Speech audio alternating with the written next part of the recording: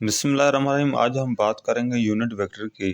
Unit vector किसको कहते हैं, व्हाट इज यूनिट वेक्टर। ठीक है, सबसे पहले हम डेफिनेशन में पढ़ेंगे यूनिट वेक्टर की।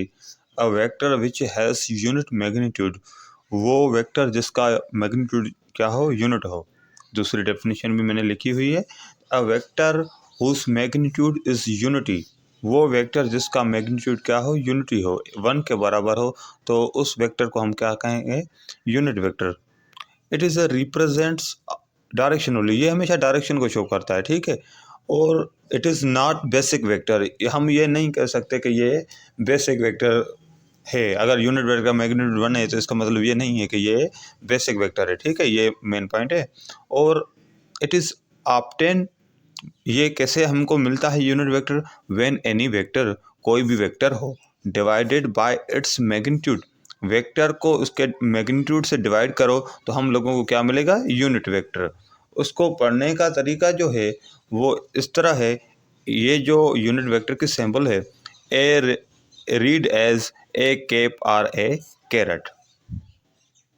और जो यूनिट वेक्टर का जो यूनिट और डायमेंशन होता है, इसका ना ही तो कोई यूनिट होता है ना इसका कोई डायमेंशन होता है, ये अहम पार्ट है। और ये मल्टीप्लिकेटिव आइडेंटिटी होती है यूनिट वेक्टर। सपोज करो यूनिट वेक्टर का मैग्नीट्यूड क्या होगा, 1 है, 1 तो किसी के साथ भी मल्टीप्लाई करवा तो वो सेम वाला रिजल्ट आता है, सामने वाला। अगर सपोज आप 5 मल्टीप्लाई 1 करो तो 5 ही आएगा। ये एक समझो एक मिरर है। तो हम अभी हम लास्ट वाली जो पॉइंट है उसको डिस्कस करेंगे कि सेट ऑफ कोऑर्डिनेट सिस्टम वो क्या होती है। कि अगर यूनिट वेक्टर देखो, ये डायरेक्शन को शो करती है, तो आई जे के ये भी क्या करती हैं, डायरेक्शन को शो करती हैं, तो हम इसको यूनिट वेक्टर कर सकते हैं। ठीक है, हम इसको, ये कोऑर्डिनेट सिस्टम है, ये आई, ये जे, ये के, इनके ऊपर कैप होना लाजमी है, क्योंकि कैप जो है यूनिट वेक्टर को शो करती है। ठीक है, सो ये था यूनिट वेक्टर की जो थ्योरेटिकल थी, जो पॉइंट से मैंने बयान किए। अब हम इसके एक प्रॉब्लम करेंगे जिसकी मदद से हमको पता चलेगा कि कोई भी यूनिट वेक्टर हो वो किस तरह से हम मालूम करते हैं। तो अभी हम यूनिट वेक्टर के एक प्रॉब्लम की बात करेंगे। यूनिट वेक्टर का प्रॉब्लम है, find the unit vector parallel to the vector A. ये ए वेक्टर मिला हुआ है, इसके बतौर पैरेलल वेक्टर एक यूनिट वेक्टर फाइंड करना है। हम किसी भी वेक्टर का यूनिट वेक्टर कैसे मालूम करते हैं, हमने ये फार्मूला पढ़ा हुआ है पीछे थ्योरेटिकल में। तो सबसे पहले ये क्या है, वेक्टर, यूनिट वेक्टर मालूम करने के लिए उस वेक्टर को उसके मैग्नीट्यूड से डिवाइड करो तो हम लोगों को क्या मिलेगा, यूनिट वेक्टर मिलेगा। चलो देखते हैं तो हम लोगों को कैसे मिलता है। सबसे पहले हम ये मैग्नीट्यूड फाइंड करेंगे। तो मैग्नीट्यूड फाइंड करने के लिए हम लोगों को जो वेक्टर है वो कंपोनेंट फॉर्म में मिला हुआ है।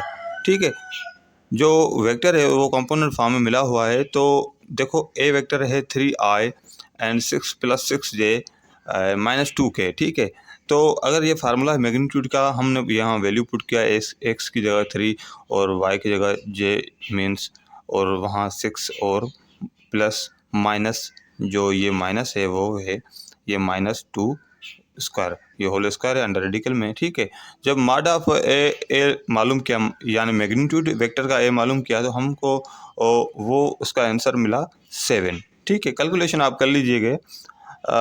Then a unit vector the parallel to A, हम अब क्या करेंगे, ये वेक्टर है उसको मैग्नीट्यूड से डिवाइड करेंगे। ये पूरा वेक्टर मैंने रख लिया यहाँ पे, एक डालना भूल गया, और नीचे उसका मैग्नीट्यूड। अब वेक्टर मिला हम लोगों को ये। ठीक है, हम अगर इसका मैग्नीट्यूड फाइंड करेंगे तो इसका मैग्नीट्यूड किसके बराबर आना चाहिए, 1 के बराबर। चलो अब हम क्या करते हैं, अगर ये 1 के बराबर आना चाहिए तो हम ये प्रूव करते हैं कि इसका मैग्नीट्यूड 1 के बराबर होता है कि नहीं। अगर देखो, अगर इसका मैग्नीट्यूड 1 के बराबर होता है तो हम कहेंगे कि ये यूनिट वेक्टर है, क्योंकि यूनिट वेक्टर का मैग्नीट्यूड जो है वो 1 है। अब ये देखो कि इस प्रॉब्लम में ये नतीजा है कि बेसिकली ये जो वेक्टर है, ये उसका जो वैल्यू है कुछ और है। हम ऐसे नहीं कह सकते कि ये एक बेसिक वेक्टर है कि इसका जो मैग्नीट्यूड है वो एक्चुअली पहले से 1 होगा, पहले से नहीं होगा। अगर हम उसको यूनिट वेक्टर फाइंड करेंगे फिर आपको 1 मिलेगा। ठीक है, हम ये प्रूव करते हैं कि इसका 1 कैसे होता है। अब हम लोगों को जो वेक्टर मिला ए यूनिट वेक्टर, वो A cap is equal to 3i upon 7 plus 6j upon 7 minus 2k और 7। ठीक है, ये मिला। अब हम क्या करेंगे, प्रूव करेंगे कि इसका जो मैग्नीट्यूड है वो 1 के बराबर आता है कि नहीं। ठीक है, ये मैग्नीट्यूड फाइंड करने के लिए हम क्या करते हैं, ये फार्मूला है ए एक्स स्क्वायर प्लस ए वाई स्क्वायर प्लस ए जेड स्क्वायर। ओके, हम इस फार्मूले को लेके ये प्रूव करेंगे कि ये 1 के बराबर आता है कि नहीं। पुट करें ये value 3/7 whole square plus 6/7 whole square minus plus minus 2 7 के नहीं होल स्क्वायर। ठीक है, अब इसको स्क्वायर हम इसका सॉल्व करें तो ये आएगा 6/49 प्लस 36/49 प्लस ये जो माइनस माइनस वो प्लस हो जाएगा, तो प्लस का 4 हो जाएगा ओवर 49। अब हम इसका क्या करेंगे, अंडर रूट में इसकी एलसीएम 49 होगी और ये सेम है, तो ये 6 प्लस 36 प्लस 4। ठीक है, अब हम क्या करेंगे, 49 और 49 ये कैंसिल हो गया। अब हम लोगों को आंसर मिला 1।